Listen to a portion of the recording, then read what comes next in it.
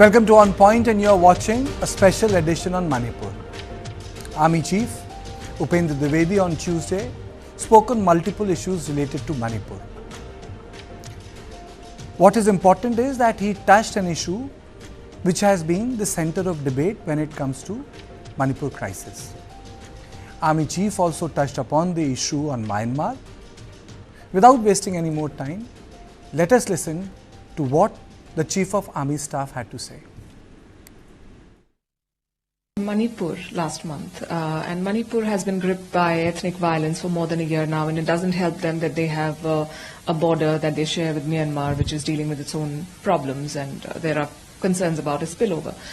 What is your assessment of the ground situation there? In the lighter vein, ek ke saath ek free, because Manipur was a problem and now you have the Myanmar problem also coming in. So as far as Manipur problem of we see in May 2023, it all started with a rumor that there was a Anglo-Kuki war centenary gate which is being burnt. It was not being burnt. I have gone on ground and confirmed from everyone. Now that rumor mongering led to major violence, which is still finding its kind of a stabilization phase which has not reached. So what has happened over a period of time? It has become a battle of narratives. There is a polarization between the communities. The situation may be stable today, but it is tensed. Now, what all can be done about it? But before that, what all other things which have happened? What you talked about, internally displaced people, the number reached to 60,000. Of course, with our perseverance now that has come to below 40,000. Similarly, this society has got weaponized to some extent. Why? Because the weapons were looted. That also needs to be seen. The women-led organizations have come up for the defensive purposes. The underground organizations have come up for the defensive purposes. The battle lines are getting hardened. Therefore, what we have done as of now, that firstly we have to be very clear, it has to be whole of nation approach. As far as the Army and Assam Rifle is concerned, we have deployed approximately 126 columns of Army and Assam Rifle combined together in conjunction with so many other stakeholders which are already operating in this state. And we are trying to calm down the situation. We are trying to bring in the trust. We are trying to restore the trust. It will take its own time, because when the social cracks or the social fracturing takes place, it takes own time to kind of recover. But what has also happened that we've been able to recover a large number of weapons. Approximately, if I can say that 25% of weapons have already been recovered, and double the weapon which are of local kind, that also been recovered. I've also gone and met the ex-servicemen, because they are the last bastion of national integration and social harmony. They are advising us how to go about it. We are working closely with them, as well as the central administration, to look into what are the possible lines of effort which we should go ahead in future. Army Chief also spoke about how narratives have shaped violence in Manipur. Point to be noted is that he chose to speak about an issue that was first taken up on News9 Live. Are there concerns about foreign assistance to certain militant groups from Myanmar? If we retrace the history of Manipur, the issues are very, very complicated. We have to go back to the Kabao Valley and so on and so forth. We'll not talk about it. But what is important, we earlier had something called as Valley-Based Insurgent Groups, VBIGs. From where were they being supported? They were being supported from across. Now, similar kind of allegations is coming for the other groups.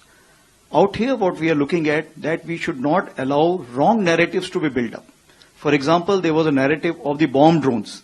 They've gone on ground and checked up, there is no bomb drone. There was another wrong narrative which was said 900 anti-national elements have infiltrated. We checked up, there's nothing like that. So if we control that, I think things will be all right. Now what we're talking about, the external support. As far as the external support is concerned, Myanmar is having its own problem. When we are having their own problem, what happens? They also have some people who are getting displaced. When they're getting displaced, where will they go? They will only go to those places which are peaceful and ready to accept them. And that's what is happening in Mizoram and Manipur. So those people who are coming, they are coming unarmed, and they are coming for some kind of a shelter. And India, the country we are, we will make sure that they provide the shelter, food and support till the time we can. I had interviewed Lieutenant General PC Nair former DG Assam Rifles, on similar issues, and he spoke on drone bombs that was contested by the state police. He had also spoken on the narrative war. Let me play out the bite. So there is always this baggage about Assam Rifles, and all of them in some way have some connect with the civil society. And let me clarify here, it is not that all the Meiteis are against us. It is not the case. It is just that these are some groups who create a narrative that Assam Rifles is against us, have false videos, have footage, false pictures that they spread around and entice this feeling of hatred. Far-flung places from like Bengaluru and Chennai, I was asked this question by some of my very good friends, my classmates, as to why is exactly what you are trying to tell me, as to why is Assam Rifle doing a favor to a particular community and not helping the government. To which my point is, there are 2-3 things I would like to tell you here. Is we have been castigated, blamed for no fault of us. My men, of course, I am a former DG now, the people of Assam Rifle, the soldiers, the officers are doing what is supposed to be done by the book. They are not doing any kind of favor to anyone, and I give you an example of Meitei and Kuki soldiers being there in our midst. History probably will judge us better than what is now coming in the media. There are multiple things. You spoke of drone, I will come to that aspect also. A large amount of the flag that we are facing is because of wrong reportage, A. Second, the wrong social media videos and photos that are going around. When this news first came on the 1st, 2nd of this month, one of the media channels contacted me and asked me, sir, I had just read, I was not still aware of the details. Sir, are you aware that there have been drone strike? I said, I have just read. So, are you surprised? I said, I am not really surprised, because it is quite possible, because I knew this background of it being used extensively in Myanmar, both by the Myanmar army as also by the PDF.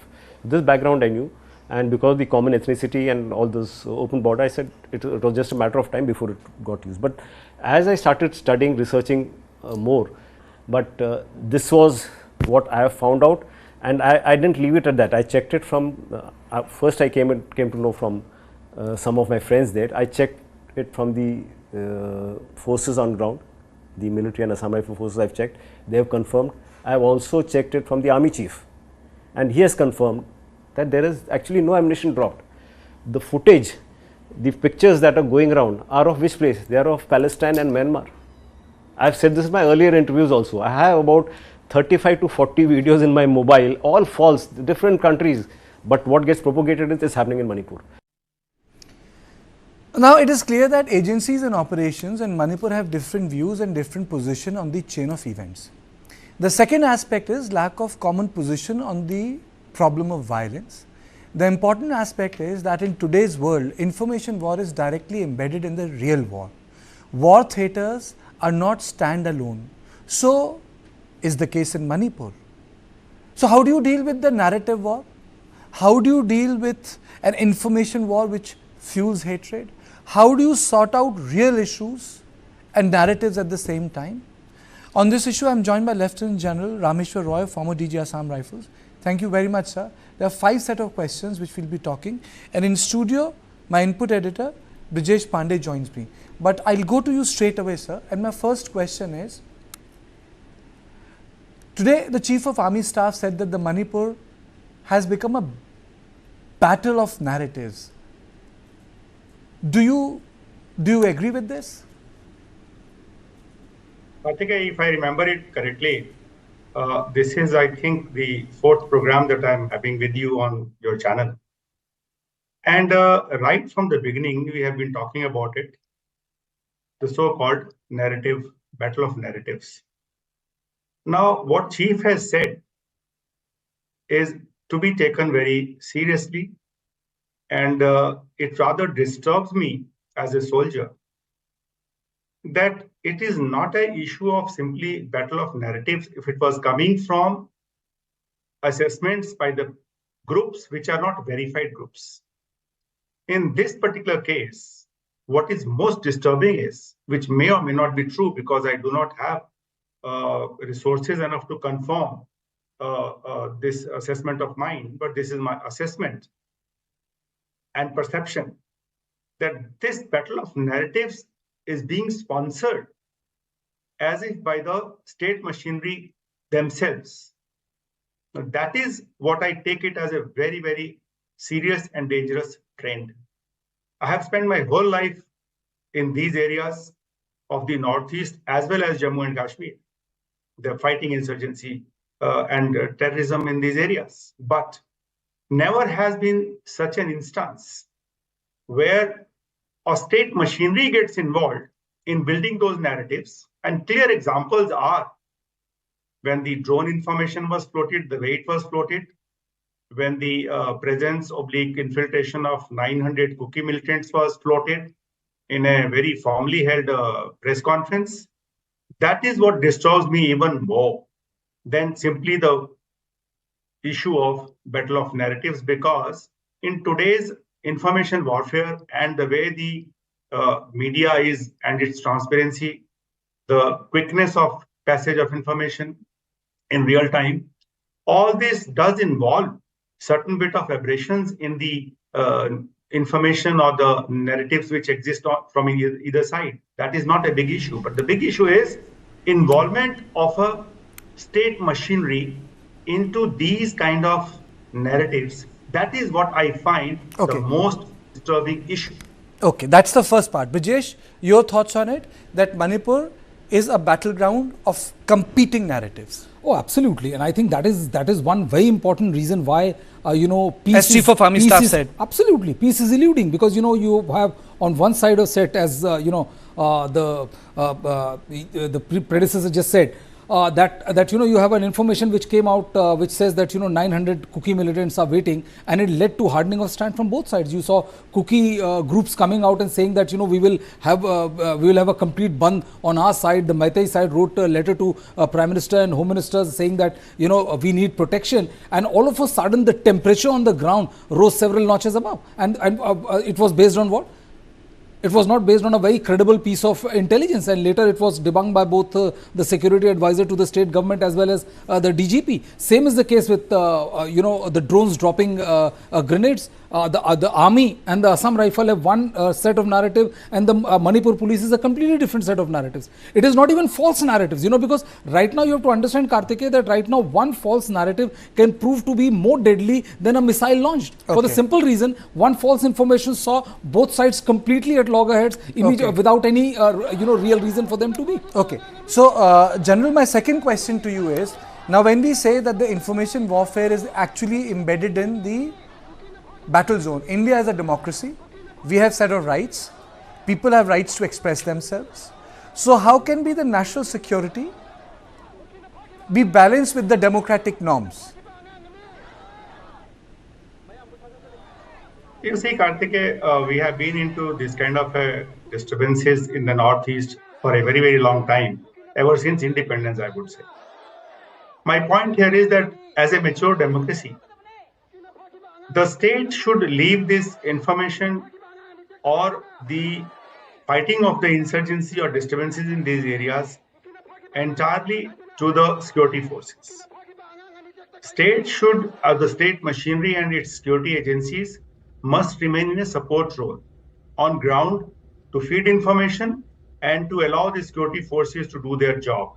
Please understand, let's understand that the army or the security forces which come under Ministry of Home Affairs has a very, very limited reach as far as the entire gamut of administration of a state is concerned. And therefore, they have a very, very cut out specified task for themselves. And to that an extent, they must be free to be on their own and act on the support information provided by these state agencies, rather than state agencies trying to take over a situation in a manner as if it is their battle, as if it is their issue, as if it is they are the last word on these issues. Things, no. If that was the case, then the Armed Forces Special Power Act, which is applied to the selected areas, on the request of the state government, when law and order machinery is totally broken for those areas and state becomes totally ineffective in such areas. if that be the case, then this kind of a control that the state seems to have taken over this entire issue of Manipur is the as a I mean, I have been DG Assam Rifle as well. I would not be very comfortable to be in such a situation where the state is trying to come out with these kind of information feeding, and that too in a very formal manner on a larger platform. This is absolutely not warranted. Being a mature democracy, and we are having such a popular elected government in that state as well as at the center. So that needs to be curbed with very strong hands. Third question to you, sir, because we are talking about the two very important points raised by the Chief of Army Staff. How is this field different from Punjab and Manipur when we talk about the information issue? This information warfare issue was very, very important when it came to Kashmir. Army created Sadbhavna platforms. Army took journalists. They created schools, welfare activities. They created a narrative. Do you think that a similar narrative needs to be made out in Manipur? Karthike, we have been doing similar activities in all these insurgency affected states, be it Northeast or J&K or elsewhere. The problem here is that before those could become effective, in this particular case, the biggest thing that has occurred is that the Kukis and Maitis have now drawn the battle lines between themselves, all by themselves. In the hills, you have the Kukis which have got the fortified positions. In the valley-based, like Chief mentioned, valley-based insurgent groups, VBIGs, they are in the valley, those are the Maitis. And between them, there is so-called no man's land. Now, this kind of a division in a state has occurred. It could not have occurred without any bit of a support, one way or the other, from the locals. And once that has happened, then one finds it very difficult that should you do anything in one area, the adverse effect of that would be fed to the other area. Therefore, that kind of a project to win hearts and minds of the people in this area becomes totally ineffective. In other states, wherever it has occurred so far, there was never a case, you cannot quote any single example, where the population got divided within the state almost like two states, So here this issue has become more complicated, and I do not see any bit of easing out of such a situation, despite the fact that if earlier we had around 60,000 displaced people, the probably numbers have come down to 40,000. I'm not sure how true these numbers could be, but even the situation is stable. The chief said that situation is stable but tense. Now I do not know as and when those 40,000 people or whatever number is left will be able to get back to their areas. I do not know when would it happen that so-called the no man's land that is there between the Kukis and the Maitis, that would sort of get obliterated, and once again they start living the same way as it was the case earlier. Although majority Maitis have been in the Imphal Valley for a long time, and Kukis have by and large been in the hills. Nobody is talking about the Nagas. But you see, General Roy, he also said one thing in the starting, that it all started with a rumor that there was an Anglo-Kuki car centenary gate which is being burnt. It was not being burnt, and I have gone on ground and confirmed from everyone. The rumor mongering. Do you recall? So, in a way, he is also telling us a very important point कि जो शुरुआत थी उस पे भी rumor mongering हुई थी कि इसको जला दिया गया है. That was one small aspect of it, Karthike. We are missing out the point that when the armory was looted, that was looted in. I mean, a lot of reports exist. I have again no information. I mean, this information I cannot verify it on the ground because I don't have such instruments with me. But definitely, the perception was that state armory was looted in connivance with the state administration. Now, that is something which is going to stay as one of the beginning of this present situation for a very, very long time. I mean, nobody can deny that because the 25% recovery of those weapons can be a very small percentage. But how could that happen? How can a state armory be looted even if somebody was to react on this misinformation of gate having been burnt? I mean, after all all these areas suffer from such information and misinformation all the time. Okay. And we are able to control these situations in a very quick time. Here that didn't happen in Manipur because of the, you know what I'm trying to hint at. Okay. Thank you so much, sir. Thank you so much for joining me, because what the army chief said was a food for thought. You know, it was not a blame game. He was basically saying that information can be utilized to polarize opinion, and information must be used judiciously.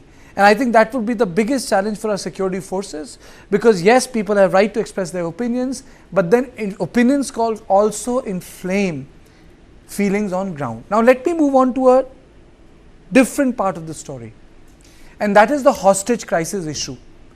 Now hostage crisis continues, the talks are on, senior police officers are speaking with them, the Kuki militants. These are the two boys who are still with the abductors. Now Kuki militants had abducted them and sent demands that inmates should be moved out from Imphal. When I discussed it on Monday, most of the security experts said that state should not give in. Hostage negotiations are on, but it led to a complete ban in part of the valley. Demonstrations were held in the Thubal. People were very upset. These are the visuals that are playing. These visuals came today. So the Mera Paibis also came out. They were protesting against the kidnapping that has taken place.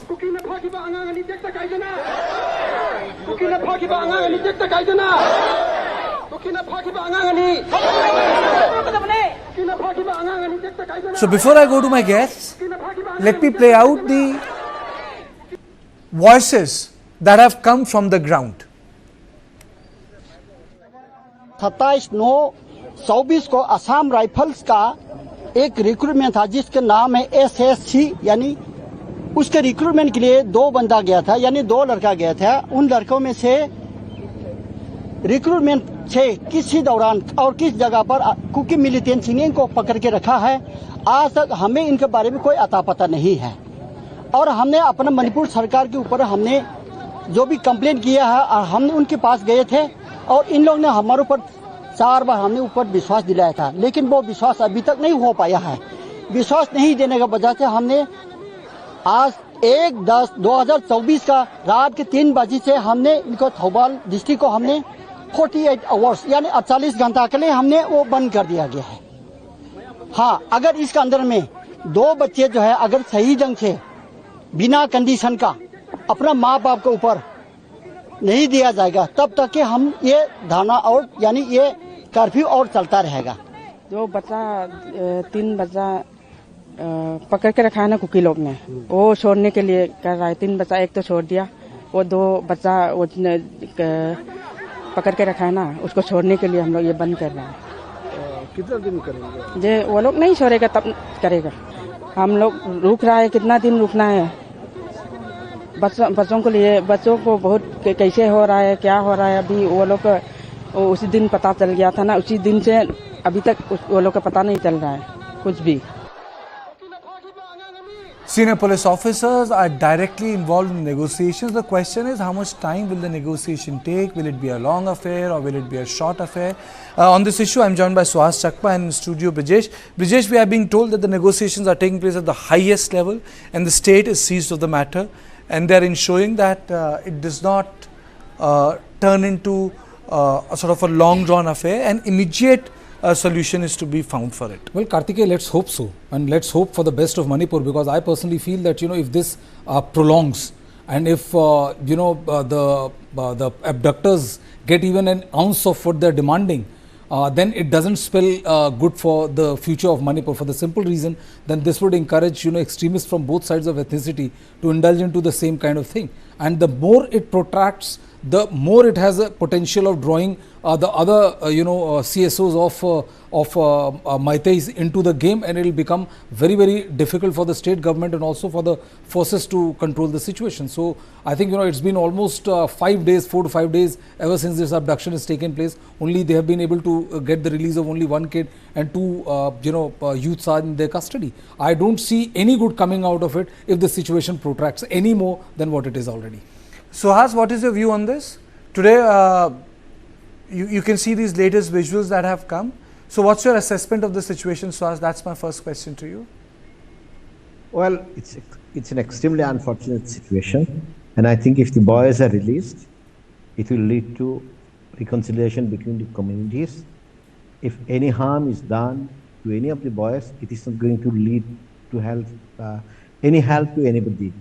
So I would say, whatever has happened should not have happened. But at this point of time, I would say, those who have kidnapped these boys, they should be released, or they should release them immediately. It's an appeal from the civil society, including from myself. And I am quite certain if these boys are released, there would be some sense that there is still some humanity is left in the communities. We always say that, you cannot find human beings in the valley and in the hills. They identify themselves based on their ethnicity. I think, as I said, this is an opportunity which the abductors, utilize to bring reconciliation. That is what I would personally say. General Roy, what's your assessment of the situation? Because last time when we spoke, you were very categorical on two issues. You told me that these Sioux agreements must be done away with. Why are those weapons there with them? Now these militants, Kuki militants, have abducted them. I personally feel that this crisis should not be allowed to linger, because the more it lingers, the more counter pressure it will create on the society. Karthikeya, let's not forget that the start of the militancy in Manipur was with the groups formed by the Meiteis.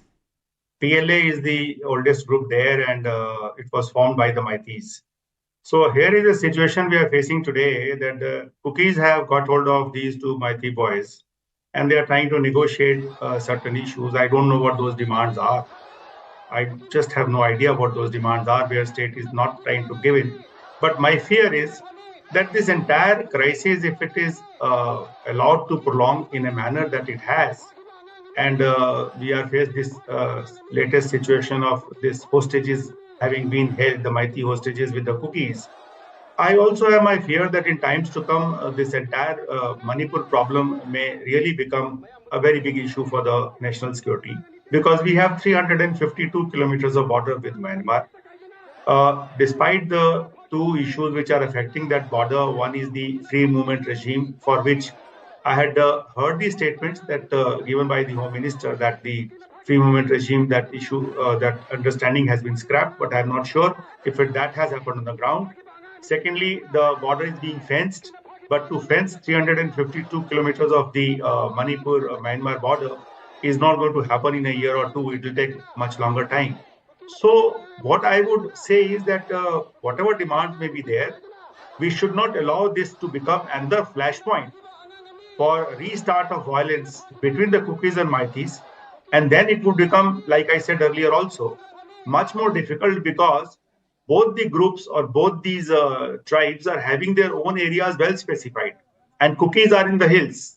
Hills have a greater defense potential, and they got nearly the bunkers and trenches made, so that if Meiteis try to get them on the hills, it'll be difficult for them, more difficult for them than Kukis coming down the hill and get onto the Meiteis. And I fear to see such a situation that in the same state, two tribes are fighting with each other as if two sub-tribes are across the border within the same state.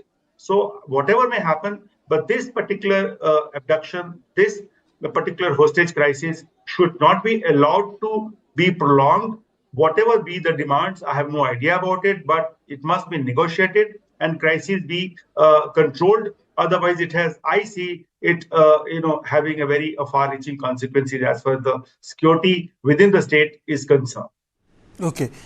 Suhas, let me come back to you. It's not the first time that this is happening in Manipur. Many other abductions have taken place in the entire northeast. Negotiations have taken place. So it's not something which is very unique, which has happened. These things have happened, and the government has its way of getting back the people. Yesterday in my show, there was a 2002. I think Mr. Chandel's example was given to me by Mr. Pirshah, that he was abducted and ultimately brought back. But in this case, it's a case of village volunteers, and one person has been freed. So I mean to say, one person has been freed, two have been kept. So there has to be some point of contact, and there has to be some sort of a organization. I mean to say, you cannot have 3 village volunteers, 4 village volunteers disappearing with them, and and not having some larger aim. Well, I mean, it's very difficult to say because what you are saying, these are all matters of speculation. But I think what the cookies have to bear in mind is the fact that, one boy has been released, and now everybody has come to know about this situation. And if any harm is done to the remaining boys, I mean, I just can't think about the kind of consequences it will have, as we have seen in the last almost 1.5 years. And as far as the government of Manipur is concerned, I mean, let's be frank. I mean, it's not a government which in any manner controls any of the territories.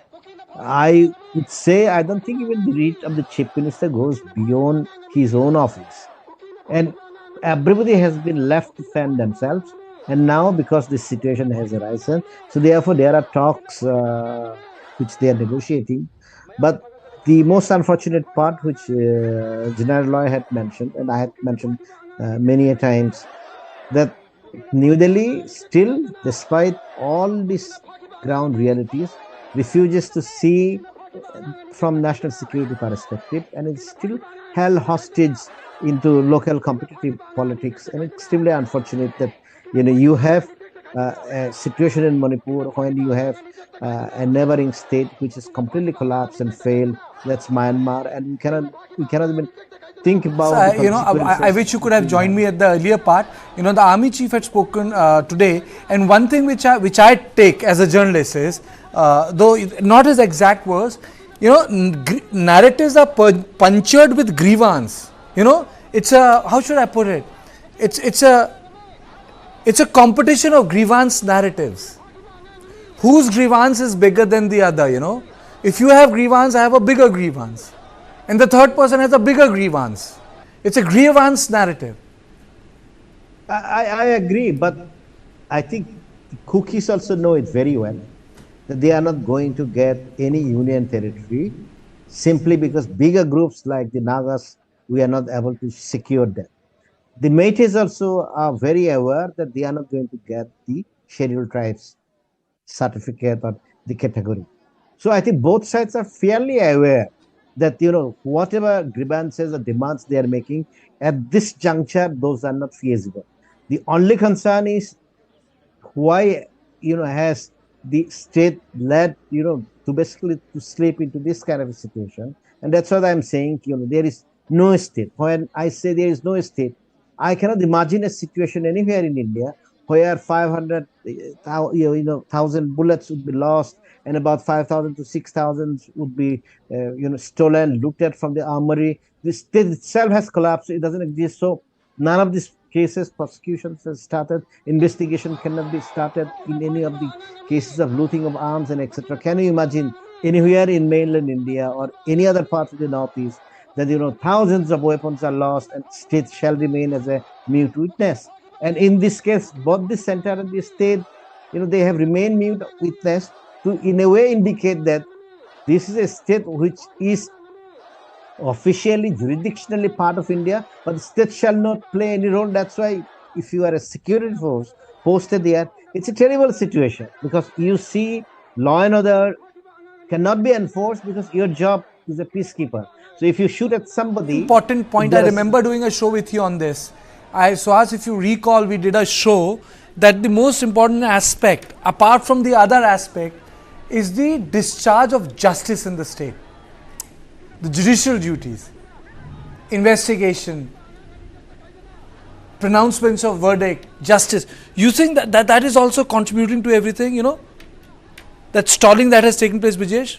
Well, of course it is. And the problem is that there is no proper functioning, in the sense that, there is no set mechanism right now for anyone to get any kind of justice. You have two ethnicities completely divided. You have two forces which are said to be like, one accuses Assam Rifle of being their proxy, and the other accuses Manipur of them being proxy. When there is no, there's nothing which is happening on the ground which would even indicate any which way about justice. We are only talking about people who have died in the violence. There are the internally displaced people who are there. The army chief says the number has been reduced by 40,000. But I agree with General Roy when he says that he can't be so sure of the numbers, because getting 20,000 people back in their respective home is also a huge achievement. So that figure also needs to be looked at. But I don't think that there's any semblance of justice right now as we speak when we talk about Manipur per se. General Roy, that's a very important point Suhas made.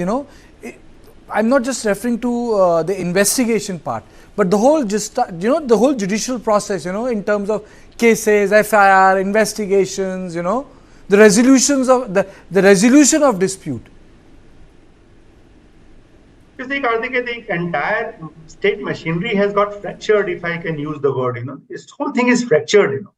And in such a situation, even for security forces to operate there, I can only sympathize with them, because we never had this kind of a situation where there is a state within a state, got divided. And let me also tell you, I have been in these areas extensively in my career. Let's be very clear about one thing. All said and done, so there are two issues that put everything towards the strength of the Meiteis. One, I don't belong to that area. Therefore, I cannot really say it for sure, but this is my assessment again. I could be wrong. Anybody can contest that. Meiteis are in majority of the Meiteis, which are around 53% Meiteis. The balance are 20% Nagas, and the rest are the Cookies. Now, all Meiteis basically are in the plains of Imphal. Most of them, majority of them.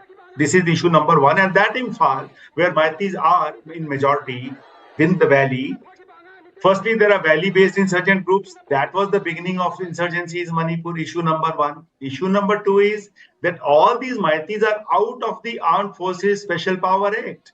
There is no application of Armed Forces Special Power Act in Imphal. Imphal is clear of it. Whereas rest of the Manipur state has got Armed Forces Special Power Act, where army can operate more freely. So to say that this is advantage to Meiteis, because they're already in an area which is free of any kind of interference from the armed forces, because the act doesn't apply there. It applies only to the hills. And secondly, majority of them are there. Now, I cannot imagine, if you are in the majority in the valley, how could you be feeling threatened? The minority will feel threatened, and that is what the initial reports were, that the Cookies living in the Imphal Valley, they have been driven to the hills. That's how the situation is. The bigger problem is, like Chief also said, that the neighboring state of Myanmar itself is not having any kind of a very favorable law and order situation there, because if my reports or my information is correct, then the government is having less effectiveness of themselves or their security forces along the Myanmar-India border than the insurgent groups of the Myanmar itself. Therefore, here is a situation that both the sides of the international border, you have a situation which is very, very fluid. And this can be exploited by anybody in times to come. I do not want to get into those kind of assessments, but that can well happen. Therefore, faster we get over this Manipur issue, better it is. Otherwise, we are going to have very dark days as far as this piece of land or this piece of state in the country is concerned. Before I close this part, Suhas, yes, I understand when you say the division is complete. Yes, I understand, there's a boundary which is being drawn. But I also understand that in the hillside, we have enough presence to negotiate a solution. You know, the first boy has been released, which means that there is a point of contact, which means that, you know, something has happened, that one person out of three could come back. Well, absolutely. I think, I mean, that was an indication that, you know, I mean, they are willing to release the boys. And I would say on one particular thing, if some of the cookie friends are listening, if anything happens to these two boys, I don't think, you know, I mean, your entire community shall be blamed, even though they have possibly nothing to do with it. So, you know, I mean, I expect or I hope that, you know, this problem or this kidnapping issue is resolved immediately. I think there are demands which might be legitimate or illegitimate from both sides. But, you know, I think we need to stop this kind of kidnapping of young boys. I mean, it can happen to all communities. It's unacceptable. And I think cookies are as much, you know, anguished or as much suffered as the other communities. So I think the time has come for them, you know, I mean, to immediately resolve this issue. And, you know, by releasing these boys, I would say that, you know, I mean, I think it's not something which is acceptable or tenable. That's not something which anybody, any organizations, anywhere shall ever accept. So I think hopefully the sense will prevail at the earliest possible time. Brijesh, tell me one thing. You have been right. You know, when people used to say that, you know, they'll change the same, you said the same will never be changed. You used to say that. I'm asking you, the BJP is supposed to be known for its tough approach, you know, when it comes to security, Kashmir, other, you know, given any national security issue, Naxalites, you know, you'll find ministers speaking on it. Kashmir, ministers speaking on it. On Manipur, why is this different approach? You know, if you look at Kashmir, if you look at Naxalite issue, any other issue they have spoken, Pakistan, China, they have all spoken on it. But on Manipur, they have behaved differently. Please put it in perspective. Well, I think, you know, compared to Jammu and Kashmir and compared to Chhattisgarh, where, you know, left-wing extremism is there, I think the concerned ministry is yet to come to grips with of how to deal with the state administration. And that is proving to be their biggest challenge. Because if you look at the fact that, you know, Assam Rifle is under MHA, the Central Armed Police Forces, you know, CRPF and others are under MHA. The Home Minister had visited Manipur and made statement. You know, but somehow on the ground they have never been able to convey the message that, you know, that they mean business and they are, you know, tracking this issue in utmost seriousness, and they will make sure that they will get it resolved in a specified period of time. That has never come across. You know, there were talks about how XYZ, you know, dharas have been imposed and all. Later it all turned out to be fake. The problem is, I think, the political indispensation or you know, politically CM Biren Singh has proved to be indispensable as far as the BJP is concerned. They know that if they remove Biren Singh, it will be admitting that, you know, for a year and a half or 15-16 months they have been absolutely wrong about political. Or is he indispensable because he is the tallest Maiti leader? He is the tallest Maiti leaders, and now it will say, removing Biren Singh will send two signals. A, Biren Singh can go back to Congress, or if not to Congress, Biren Singh has a huge potential of embarrassing Bharatiya Janata Party. B, if they remove Biren Singh now, they also stand a real chance of antagonizing 53% Maitis, and that doesn't that make any kind of political sense for them. And that is the reason why, you know, Biren Singh is getting lease line after lifeline after because lifeline. Because he is the popular Maiti leader. Because he is the popular, he has positioned himself as the most popular leader, Maiti leader right now. You know, it's not like all the Maiti groups are very, very happy with him. But the way things stand per se, he is the popular leader. Otherwise, but tell me, Karthike, you know, with the fiasco of 900 Kuki militants staring at the, you know, waiting about to enter into Manipur, and the kind of after effect that a piece of intel within quotes happened, you know, nobody would have survived a day post that. But the situation is completely different. So that really sums it up. But, you know, these are the today's visuals of protests that have taken place, and we really hope that we really hope and pray that these two Maiti boys are immediately released. And I think that's the message which should go to the people who have kidnapped them. And I thank you,